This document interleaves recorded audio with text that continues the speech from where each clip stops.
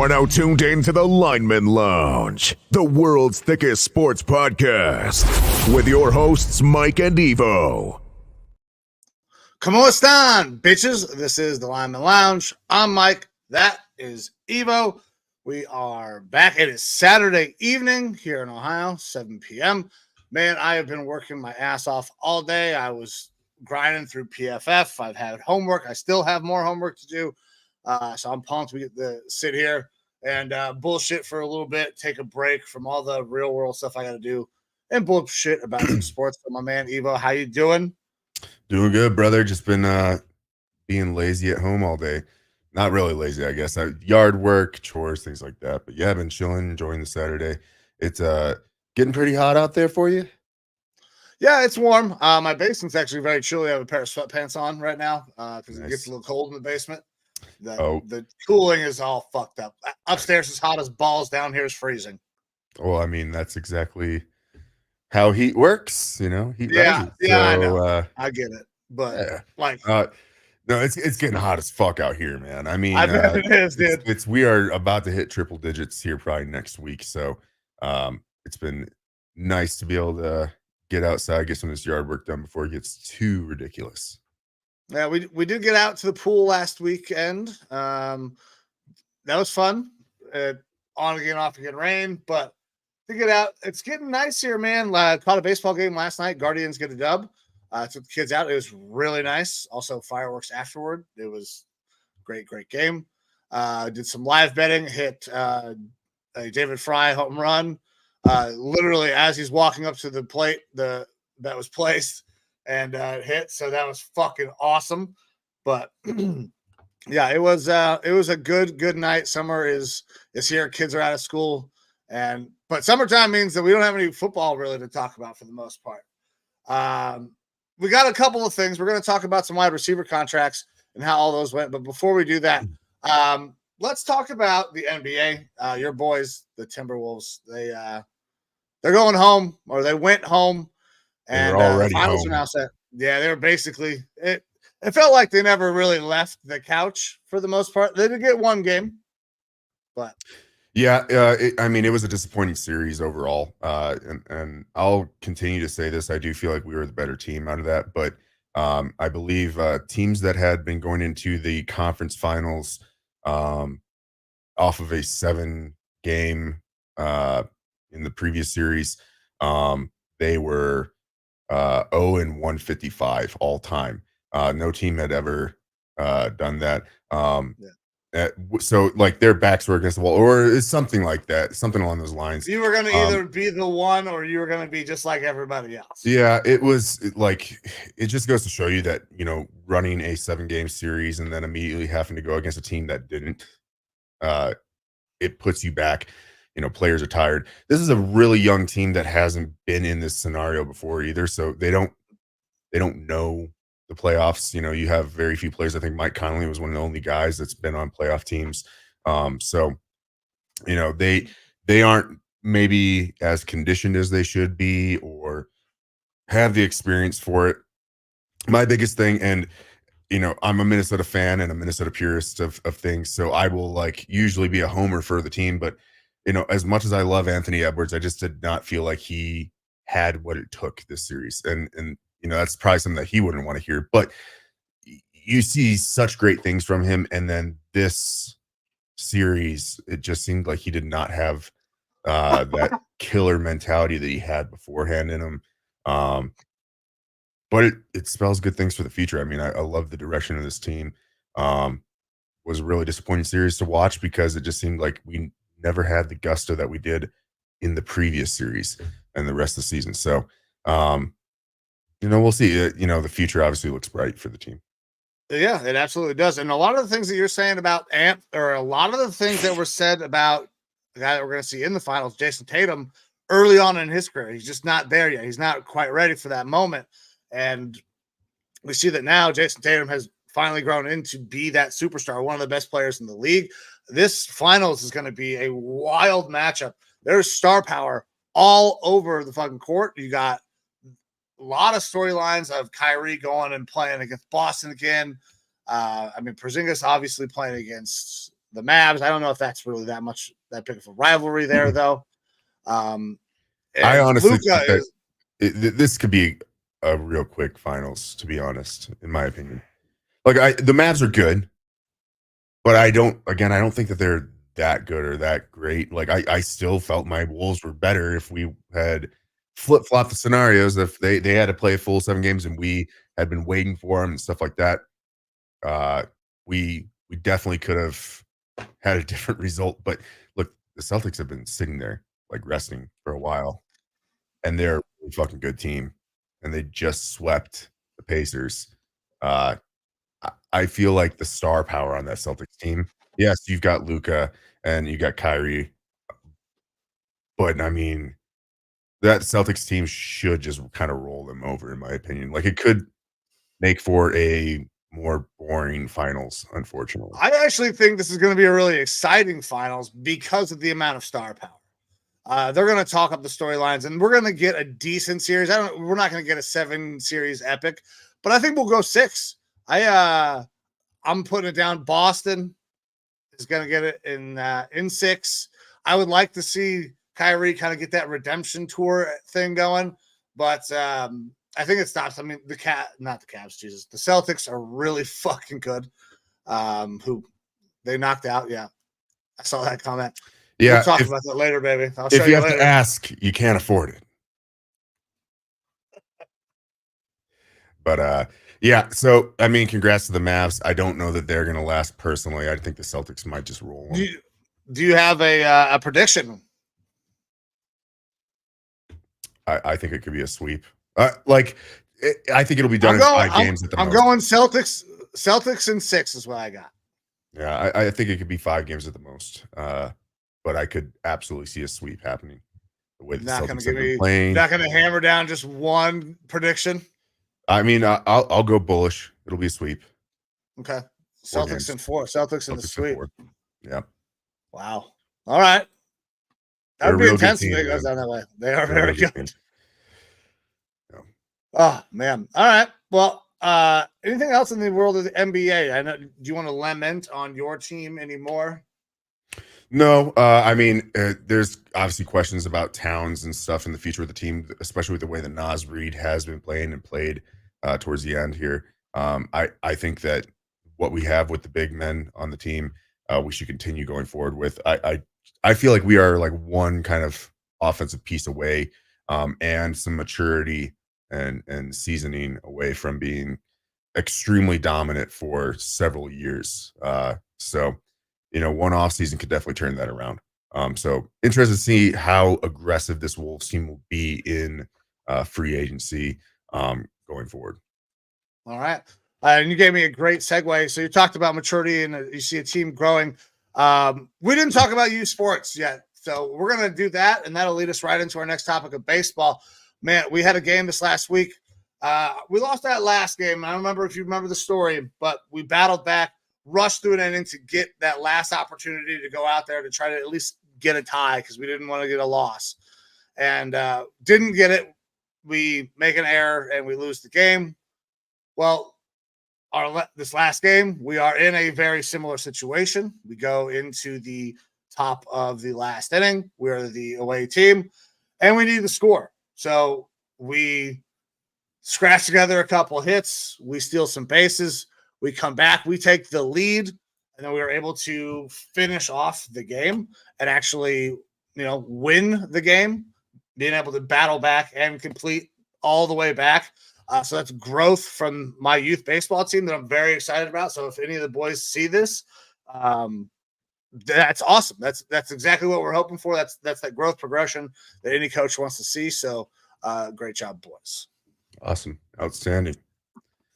But we got to talk some other baseball. So our umpires in our little leagues are not very good. Massive strike zones because we want to see kids swing the bats. Well, the guy who brought his little league strike zone all the way to Major League Baseball, Angel Hernandez, is done. He calls it a career, except for maybe Angel didn't call it a career. So, Evo, what do you got on this? Because you gave some information to me I was unaware of. Yeah, so the story that I had seen was MLB held a meeting with Angel Hernandez, who is having I mean, he's had a terrible past several years of calling games and making mistakes, and with social media they're becoming even more obvious because they just kind of get recycled and thrown out there for everyone to see how bad he has been. Either way, the league allegedly had a meeting with him about his ability to call games correctly. He got very upset, stormed out of the room, and then about 5 minutes later, figured out that he had stormed out of the room into a closet, and turned around and came out and said, I think I should retire. Or at least that's the joke that I've seen kind of parroted around. And look, the memes that are out there are hilarious. Um, you know, I know that I didn't see this coming right away. I don't know if you saw it coming. Angel definitely didn't see his retirement coming because he can't see Absolutely not. dog shit, anything, and that's why he shouldn't be behind the plate, umping any sport, professional, Ever, youth, ever again. otherwise. Um, it's kind of like, and this is a little bit of a parlay into our other show that we run, the talk. It's kind of like our current president. He doesn't really know what's going on most of the time, but he has people kind of ferry him around, it seems like. And that's Angel Hernandez. He needs to be out of there. And uh, he is gone now. So I just want to congrats say, on a great career, Angel Hernandez. I don't think I could have thrown you a bigger softball to go ahead and hammer that joke home. Mm-hmm. You're welcome for that. All right. Well, hey, man. Look, hey, I'm glad he's gone. Everybody's got to be glad he's gone. Everybody knows that Angel was bad. It's been even more so apparent in the last 2 years.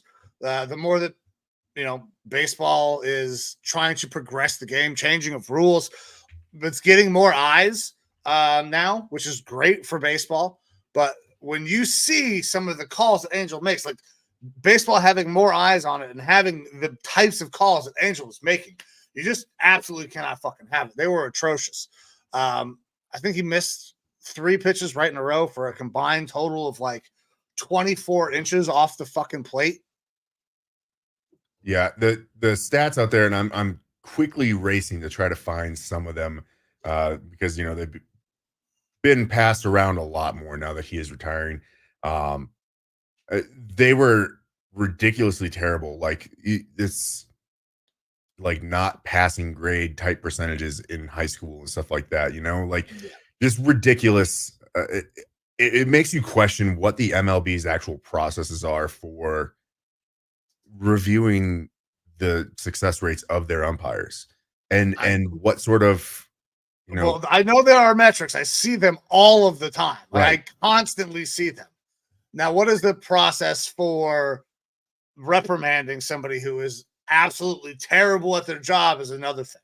And that's what I'm kind of getting at is you just like we call for it in the NFL, how we want officials to be held accountable. If you have poor work performance, you should not have that job, right? It's a results And business, baby.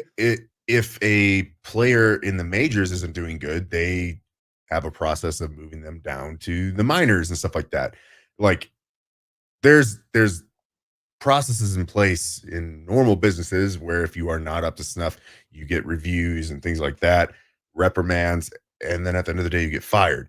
Now the 2 thing that I brought up demerits earlier, equals 1 disagulation. yes, Yes. great office quotes there. But look, you would think that the MLB would have removed him a while ago. You have these off seasons where it probably should have happened already based on the trend of how bad he's been. So while he, allegedly is retiring, I still think that it probably was MLB forced because the way that in the middle of the season, I mean, unless Angel had some sort of health problem, and I hope that is not the case. it's something with his eyes, obviously.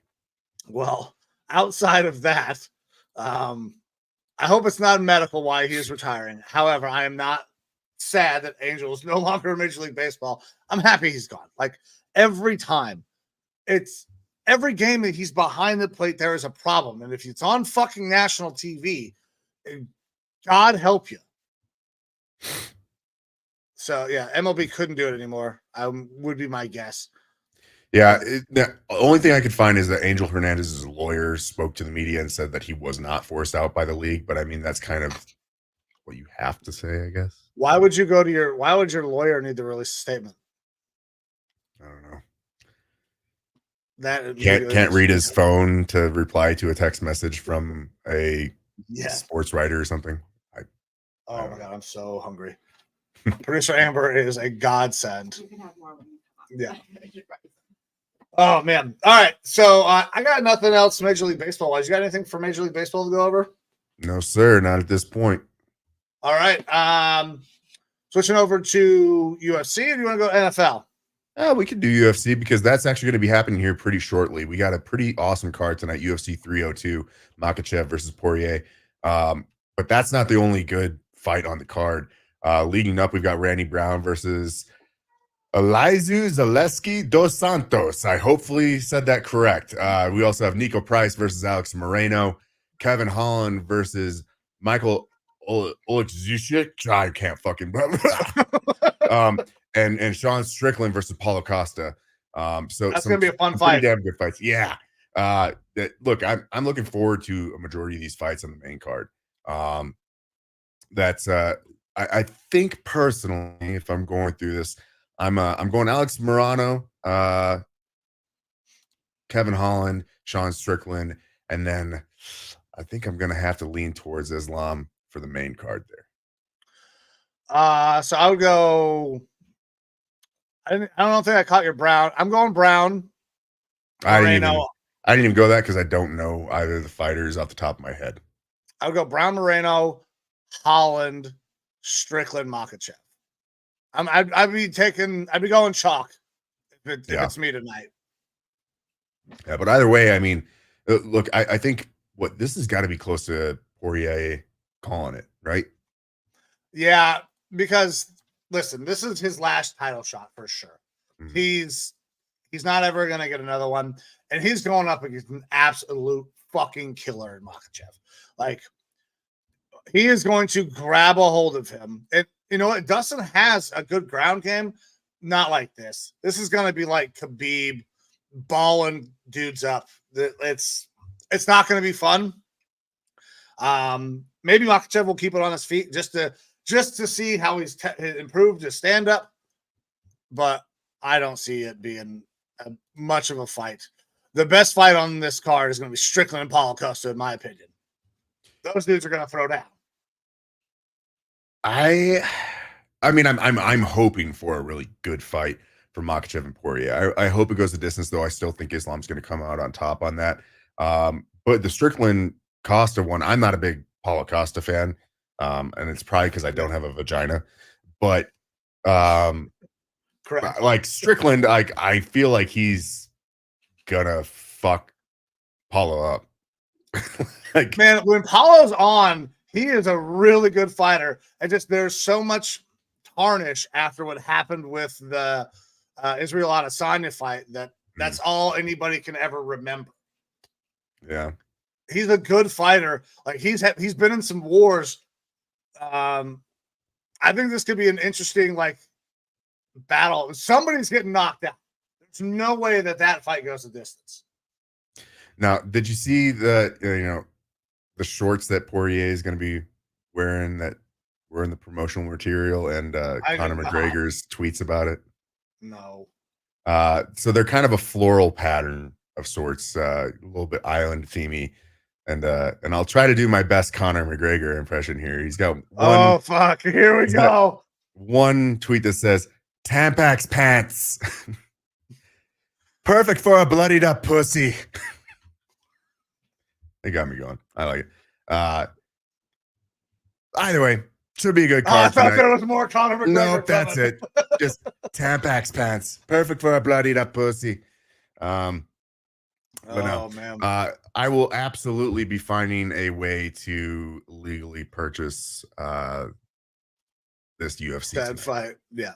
I might need you to also tell me how you legally purchase it, because mine has not been working. Oh, I've had to actually legally purchase it. Oh, okay. In general, I mean, I just go to Legally purchase it. the same legal purchase website and try one of several different avenues to watch the legally purchased fight. Otherwise, some people show the legally purchased fight on TikTok as well. Oh, okay. That's If always a you're good way to. on the go. Got it. So Okay. those are some of your options. But yeah, anything else UFC that you want to go over with this fight card? No, but make sure that you legally purchase it. Let's just get that shoehorn in there one more time. Yeah, we support legally purchasing extremely expensive fights where the fighters don't get paid enough. Thanks, Dana. Anyway, so NFL, I believe, is let's what talk we about have the to move on to, NFL. right? So Yes. we have OTAs and stuff going on right now. Not a ton of news really coming out there. There's been some, the silly season, off-season stuff going around. You see stuff about Aaron Rodgers and his ankle and things like that. And, while I would love to believe that, the ankles are causing him problems, we don't really know at this point. And you would think that there would be a little bit more steam if that was the case. But we have had a decent amount of news concerning wide receivers and whatnot, which we're going to get into. We also found out that the Bears are going to be the featured team on Hard Knocks this year. If you are into Hard Knocks, you're going to be able to watch Caleb Williams, how he performs, how he paints his nails. There's been some scuttlebutt around Caleb about how he was already benched through one of the OTAs for throwing 7 straight interceptions. Whether or not he was benched, I think is probably bullshit because it's OTAs. You don't bench players. You might take them out of some reps and stuff like that, but that's pretty damn normal. Yeah. Also, this is the time of year that you want your player throwing interceptions. You want them working out all the kinks and stuff like that, and you want them to have issues so that way you can correct them. Typically, OTAs and these little mini camps and stuff like that, you aren't you aren't evaluating players. I mean, in reality, NFL players are being evaluated all the time, every single day. But this is where you teach them, not where you evaluate and build a team. That is for training camp. So don't latch onto too many of those news stories that are out there right now. Is that because McCarthy can't fucking throw a 5-yard pass to his coach real quick? Is that why we're on that train? No, I don't even know what you're referring to. There's some clip of JJ being like fucking from like you're playing catch with your kid distance and just fucking misses. Oh no, I haven't seen or heard anything about that. Yeah.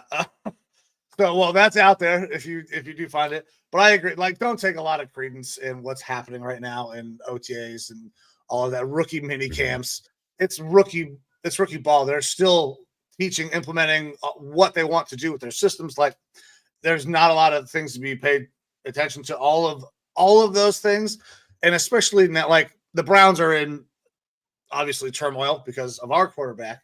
So you got one side, it's like, oh my God, they're hiding Deshaun Watson. They won't do videos or release videos of him throwing because he's back to throwing in practice. Right. Because they didn't put out for a couple of days. And then they released videos of him throwing. And then they're like, oh, it's just both sides back and forth. And I'm fucking tired of listening to both sides of that. He's throwing, he's recovering as well. League average quarterback play. That's all I ask for. Don't care about anything else. League average quarterback play. So, like, when you get wrapped around the axle about the shit that's going on in OTAs, it's undue stress for your team. It's not needed. I wouldn't pay too much credence to it, but they are trying to change when camps and all of those things are happening. I don't know if the league is going to go for it. I believe NFLPA is making the push to. Yeah. So NFLPA is looking to get rid of some of these practices and make training camp longer.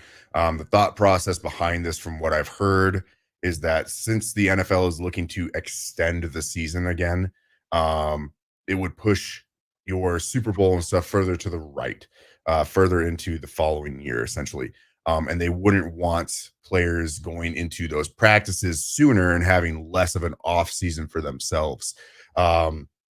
So the NFLPA is kind of pushing for an extended training camp, but a shortened or reduced OTA mini camp type of process.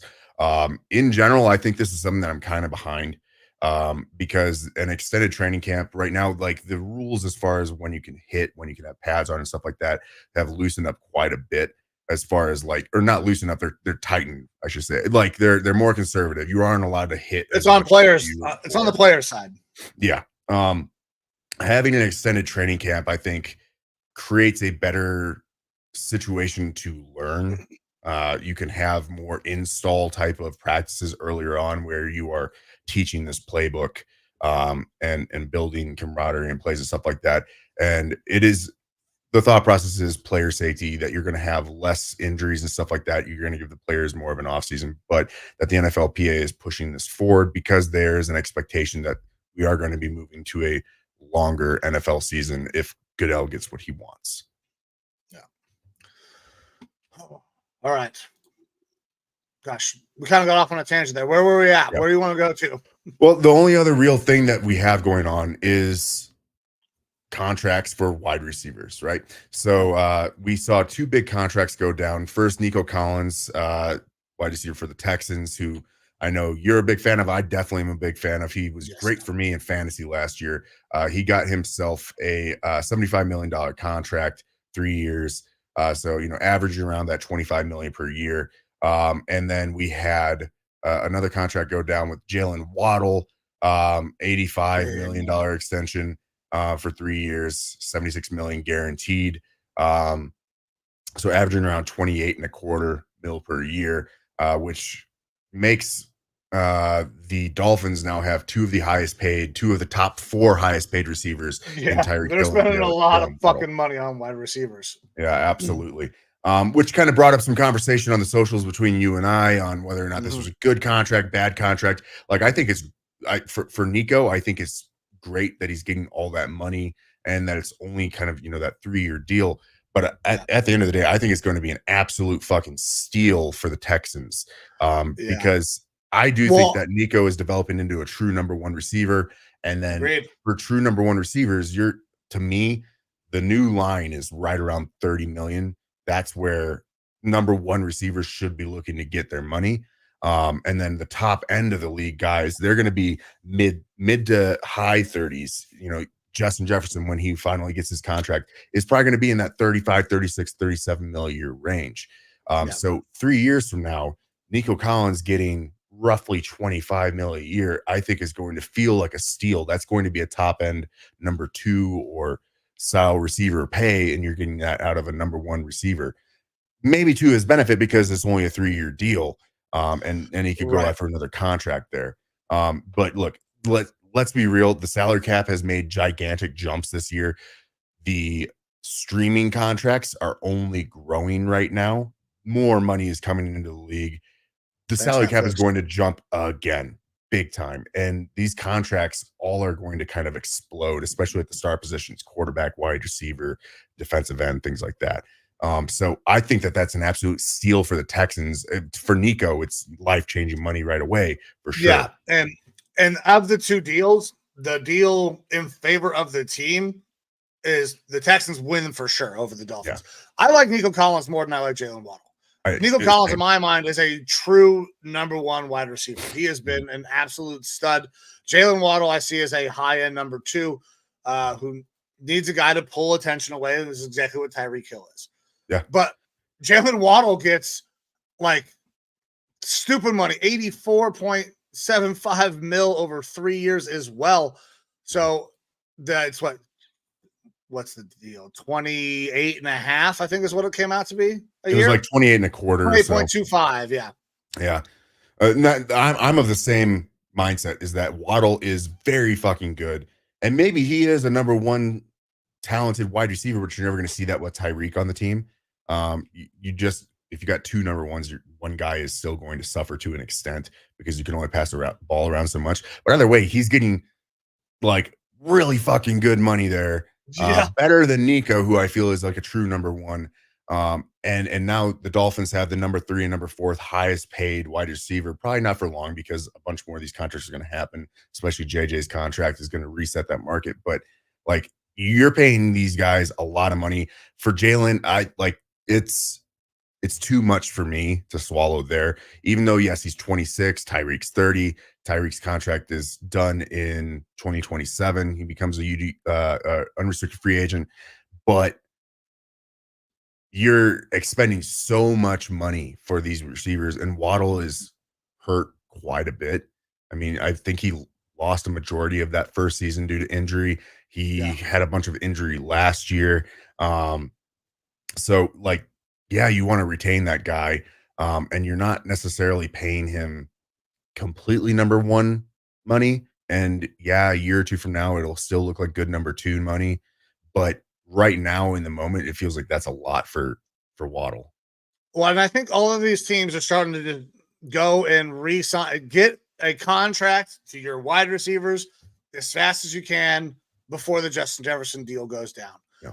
So we got to talk about it. Justin Jefferson's deal, I don't think is coming down because of these. I think it's going to go up. You're hoping it stays the same, but I think that these numbers I think we're going to see Justin Jefferson hit a number that is outrageous. I told you the other day, I think he's getting 37.5 over 3 years as well, because he's also going to want to cash in on 3-year deals. All of these guys are looking at 3-year deals. And if it's going to be a 4-year deal, it might even be a little bit higher. He might get 38.5 if they lock him in for 4 years, because he's given up a year where he could go make another fucking boatload of money. So I know you want the deal done. Are you starting to get a little worried that this price is going to start going up? Not really. Like my high end bar where I start to feel like maybe this is a little egregious is 40 million. And I'm willing to pay that. But if we're giving him 40 mil a year, I want that to be on a 5-year deal. I'm willing to give up 3 mil of that guaranteed, or 3 years of that guaranteed. But I want a lot of control for that sort of a money. Again, with the contracts exploding, the cap kind of growing exponentially right now, in a couple of years, 40 mil is going to feel okay if you were to get that. It's not going to feel great, but I mean, No. it's going to feel better than it does in the moment right now. I still think that the biggest thing is for JJ is he's looking for guaranteed money. The Vikings did that for years with Kirk. This is the first year that JJ's really had any sort of injury concerns where, he had to sit for some period of time because of injuries. So I think that's probably an eye opener to him being like, hey, I need to make sure that I'm secure with guaranteed money because of the position that I'm playing. But the Vikings have pretty much come out and said, like, the only position that they ever look at as fully guaranteeing contracts is quarterback, and they don't even like doing that. They've kind of pissed off the league when they did it with Kirk before. And I think that if JJ's camp is saying, hey, we want fully guaranteed deals, like, or trade us or anything like that, the rest of the league is going to say no. Like, we aren't going to trade what would need to be traded, which is multiple first-round picks, and then fully guarantee you a contract. I don't think that's going to happen. But multiple years fully guaranteed, like we're talking basically 3 years fully guaranteed. I do see that happening, but they're not going to fully guarantee 3 years unless there's additional years beyond. If the Chiefs could figure out their cap, they would give up every first-round pick they're allowed to give up to go get Justin Jefferson. I mean, potentially. That would to get rid of Justin Jefferson at this point, which I don't see us doing, even though we got, at least one good receiver behind him, and Hawkinson. We'd be talking, me personally, I'm wanting a minimum 2 first-round picks, probably 3, and a player. Extra. I don't even know if it has to be a player. I'm just looking for extra. I want a player. I bet you can get Rashee Rice for pretty goddamn cheap right now. Yeah, well, a lot of people will probably have their shot at getting Rashee Rice when he gets fucking cut. Because things are not looking great for him right now. No. But yeah, it's to me, like, I think that's the thing. Justin Jefferson wants to reset the market. He wants to be the highest paid non-quarterback in the league. We're going to be able to achieve that by getting it, minimum 36 mil. And then it's the guarantees that he's looking for in the contract, and they're having to come to terms with that. I've heard some rumors that it's something about early July timeframe when certain things about guarantees and contracts switch from one year to the other. The thought process is that this contract's probably already kind of done. Both sides, both camps apparently seem to be in good standing and not like throwing out a whole bunch of bullshit to the media or anything like that. So the thought process is that sometime early July, the contract's actually going to be done. It's just not inked on paper right now. It's not signed, but that the contract's already been completed. And I think that a lot of, you've got your Jamar Chases and CeeDee Lamb and stuff like that waiting on the JJ contract. Yeah. Personally, like if it means if we pay him 38, 39 a year and we got him locked in for 4 or 5 years, and then that causes problems for those other teams figuring out how to re-sign their guy, I'm cool with that. Like, yeah, trust me, that's that was literally the Browns' fucking motto. They're like, you know what? Just guarantee the whole goddamn contract for Deshaun. Because we basically fucked the Bengals and the Ravens with that contract. Yeah, to an extent. But yeah, I'm worried about JJ's contract. I'm not. My biggest concern is that we get him signed at least by halfway through training camp. I'm okay with him not really practicing a ton. I don't want him to get hurt. I don't want the extra wear and tear on him, but I do want him to start building camaraderie with the team, working through playbook, things like that. And if he doesn't get a contract, he will sit the entirety of training camp, I'm sure, but I don't think he's going to sit out games. So I'm not worried about it by any means.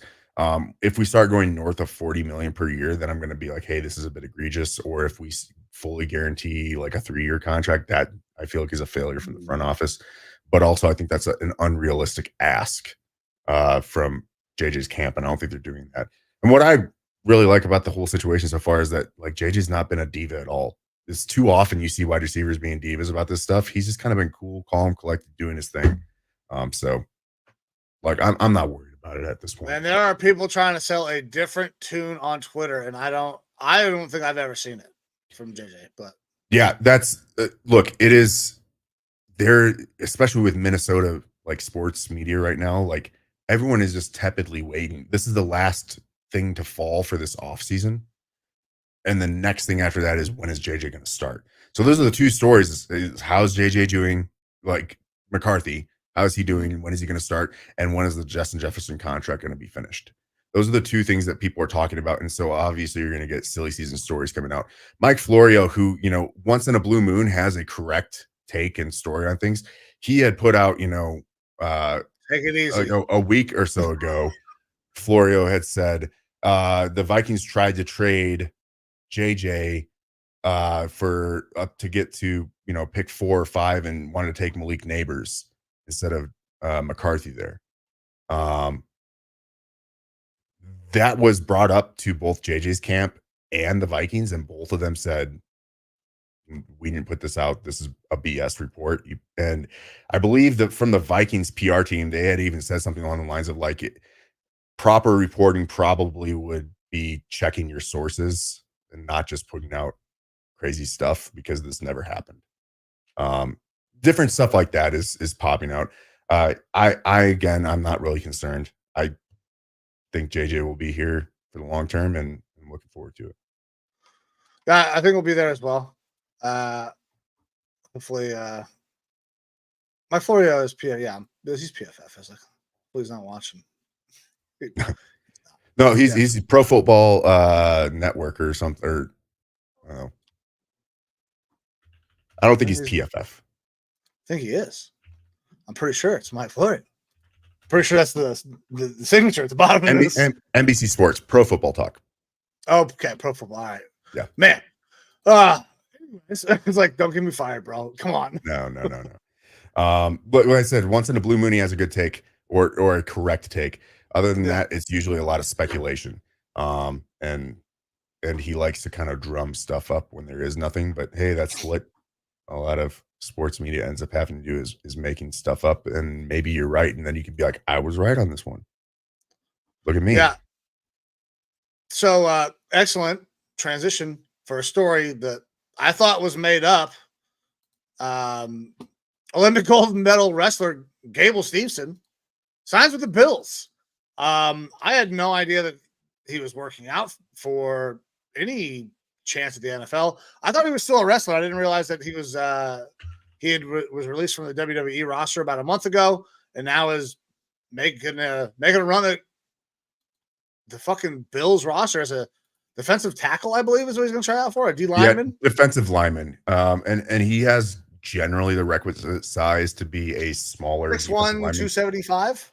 Yeah, 6'1" and in 260, 270 area. And we've talked about this a lot. Lineman play, being a wrestler, it's a good background to have. Good Normally for offensive linemen, but it's not going to be bad for defensive linemen at all by any means. So this, you see this quite a bit during this time in the offseason from other professional athletes in different sports. They will come try out for teams and stuff like that. Yeah. And it's kind of a no harm, no foul type of thing for a team to bring someone in. It's good PR, and maybe you get someone that hits.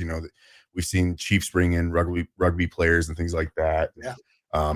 Things along those lines. Look, Gable Steveson is an Olympic gold medalist. He's a fantastic wrestler. Maybe you're able to find some help there. American champion, man. He's a dog. Right. I'm excited to see what he looks like in pads. Yeah, I mean, for sure. We've seen other wrestlers do this before. Brock Lesnar, Not famously, good. played a little bit in the off season for the Minnesota Vikings. Yeah. We've seen it from other wrestlers and stuff like that out there before. Those obviously being a little bit more of the WWE professional wrestling. While Gable did do that, he also was, again, an Olympic gold medalist. I still would put money on him not being on a roster come week 1. So it's I have to say the very same. uphill Which battle. is a shame. Yeah, it's an uphill battle. He's never played football, right? I have no idea. I've tried to look it up and I couldn't really see anything from a football background. Yeah, so he has never played defensive line in his athletic career. So he's going to try to do something he's never done against the best people in the world. Yeah. That's an uphill climb, but if he fucking does it, man, I got to tell you what. This dude is a goddamn American hero, because to go win an Olympic gold medal and then come and basically compete in the sport that America loves more than anything, having never done it before, would be outrageous. Absolutely outrageous. Yeah. But yeah, best of luck to him. Hopefully that works out for the Bills. They need a little bit of help there along the D line. Yeah, with all the injuries that they have had, and they're aging out. Yeah, they are getting very old. Yeah. But yeah, man, I don't know if there's a whole lot else NFL wise going on or anything else that we really had to go over here. All right. Well, I think that will fucking wrap this thing up. Nothing else came in that was exciting while we were going. So let's get the fuck out of here, man. Guys, this is the Lineman Lounge. I'm Mike. That is Evo. We stream every week on YouTube. You can go also interact with the show on Facebook, our group, and on X at Lineman Lounge. Also new content coming out on TikToks. We have the No Sleeves Network. We are a part of that. Actually, the CEO and president of that organization. You can go to nosleevesnetwork.com. You can read blog writings, get links to all of our content. But yeah, with that, we're going to get the fuck out of here. Evo, give people one last word. Suck my dick from the back. I'm Mike. That's Evo. We're getting the fuck out of here. See you.